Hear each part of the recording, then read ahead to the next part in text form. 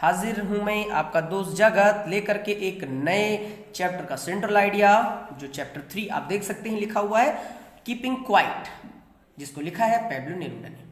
Pablo Neruda का कहना है कि जो मनुष्य है ना, वो अपने ही कार्यों के कारण काफी दुखी रहते हैं, जो वो करते हैं ना उसी के कारण दुखी रहते हैं। तो उनका कहना है, इस चैप्टर में जब आप पढ़ेंगे तो आपको पता चलेगा, वो शांत रहने के लिए कह रहे हैं कि आप कुछ समय के लिए शांत रहें, कुछ ना करें, नेचर से छेड़छाड़ ना करें, ताकि नेचर आपको कुछ अच्छा सिखा सके। शांत रहने का मतलब ये नहीं कहा गया कि आप बिल्कुल शांत रहें, कुछ करें ही ना, करें अपने कार्य, रोजमर्रा के कार्य करते रहें।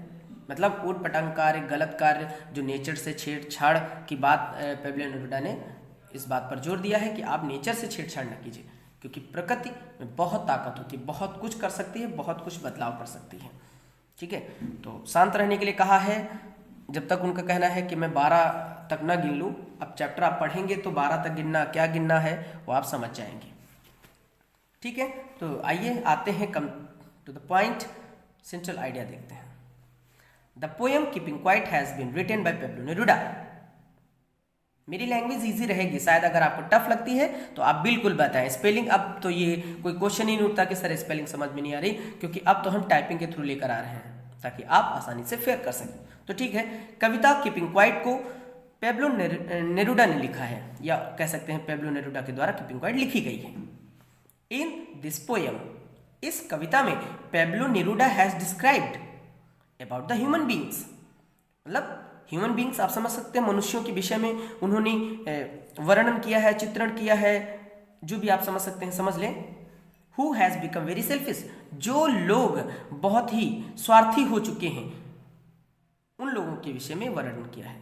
और उनका कहना है, and due to his own actions, कि और स्वयं के ही कार्यों की वजह से, they have to face many problems, कि उन्हें काफी प्रॉब्लम्स या डिफिकल्टीज, समस्याएं या परेशानी जो भी होती हैं, उनको अपने ही कार्यों की वजह से झेलनी पड़ती हैं। भाई मनुष्य जो करता है अपने ही कर्मों की वजह से उसे समस्याओं से, कठिनाइयों से गुजरना पड़ता है, वो ध्यान नहीं देता, हालांकि वो उसकी ही कमी होती है। इन द प्रेजेंट टाइम, अगर वर्तमान समय की बात करें, the world has been divided by man made boundaries. अगर प्रेजेंट टाइम की बात करें, वर्तमान समय की बात करें, जो संसार हमारा है मनुष्य के द्वारा, है ना, मनुष्य के द्वारा बनाए गए, मानव निर्मित कह सकते हैं, बाउंड्रीज मतलब सीमाओं से बटा हुआ है। वर्तमान समय में ये जो हमारा संसार है मनुष्य के द्वारा बनाई गई सीमाओं में बटा हुआ है। वो कौन सी सीमाएं हैं? कास्ट, जाति, क्रीड, वर्ग, रेस, संप्रदाय, रिलीजन, धर्म, लैंग्वेज, भाषा, कल्चर, संस्कृत, नेशनलिटी यानी कि राष्ट्रीयता। राष्ट्रीयता तो समझते होंगे, जैसे कि नेशनलिटी हमारी इंडियन है तो किसी की पाकिस्तानी है, किसी की ऑस्ट्रेलियन है, तो ये नेशनलिटी होती। कल्चर संस्कृत होती है हमारी, लैंग्वेज भाषा तो आप समझते ही होंगे, धर्म जाति तो आप जानते हैं अच्छे से। एंड जियोग्राफिकल डिविजन्स यानी कि भौगोलिक विभाजन कह सकते हैं। तो वर्तमान समय में संसार जाति, संप्रदाय, आपका क्रीड के, कास्ट के बाद क्रीड है ना, उसका मतलब संप्रदाय था। फिर है रेस, वर्ग, तो जाति, संप्रदाय, वर्ग, धर्म, भाषा, संस्कृति, राष्ट्रीयता और भौगोलिक विभाजनों की मानव निर्मित सीमाओं से बटा हुआ है, we need to rise above these small issues. हमें जरूरत है इन छोटी छोटी बातों से या तुच्छ विवादों से या इस तुच्छ तरह की मानसिकता से ऊपर उठने की। पेब्लो नेरुदा का कहना है कि ये सब चीजें तुच्छ हैं, इनसे हमको ऊपर उठ करके सोचना है। एंड और लुक एट बिगर एम, और हमें अपने उच्च लक्ष्यों की ओर ध्यान देने की आवश्यकता है।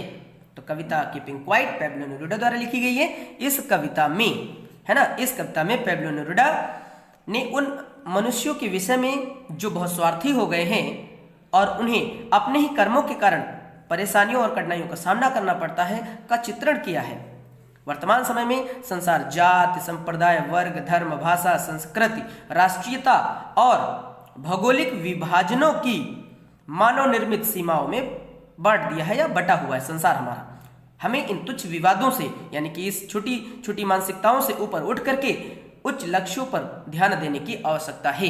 ठीक है, तो इंग्लिश और हिंदी मैंने आपको बता दी है। और फिलहाल हम पिछले सेंट्रल आइडिया की तरह ये हिंदी भी आपके लिए लेकर आए हैं।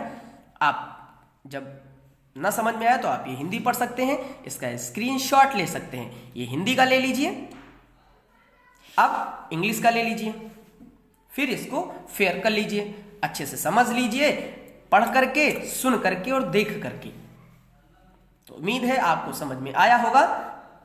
कीपिंग क्वाइट का सेंट्रल आइडिया जिसे पैब्लो नेरूडा जी ने लिखा है। आपको बार बार हम पैब्लो नेरूडा क्यों बोलते हैं? क्योंकि आपको इसका जो भी राइटर यानी कि जो पोएट है, पोएट कहेंगे, राइटर तो नहीं कहेंगे, जो पोएट है उसका नाम भी याद रह सके। क्योंकि नाम याद रखना इसलिए जरूरी है क्योंकि क्वेश्चंस स्टेंजास पेपर में आएंगे, फिर क्वेश्चन पूछ लिया जाएगा who is the poet of this poem, तो आपको ये याद रहे ताकि स्टेंजा भी आप अच्छे से पढ़िएगा। अगर आपको लगता है कि हम इसके सेंट्रल आइडिया की जगह मतलब ये तो लेकर आए हैं, लेकिन अगर स्टेंजा वाइज एक्सप्लेनेशन लेकर आए आपके लिए, मतलब इस चैप्टर के जो सेंट्रल मतलब स्टेंजा दिए गए हैं उनको भी अगर आप चाहते हैं कि मैं आपके लिए वीडियो लेकर आऊँ, आपको समझाऊँ अच्छे से, आप समझ सकें, तो आप हमको कमेंट में लिख दीजिए।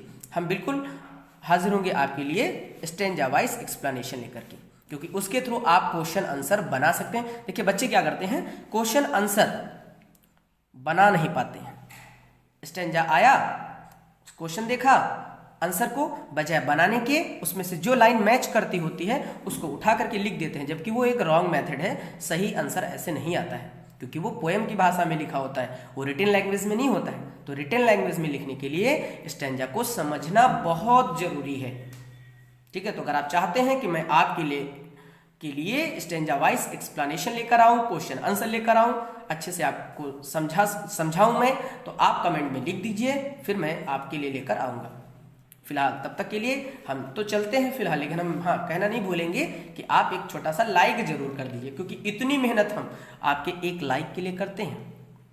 ठीक है, मतलब काफ़ी समय लगता है, तो इसकी कद्र थोड़ी सी करिए ताकि हम भी थोड़ा सा आगे, हमारा भी मन लगे बनाने में, है ना। तो एक छोटा सा जो बगल में बटन है ना लाइक वाला, उसको दबाना ना भूलिएगा। Thank you, bye bye.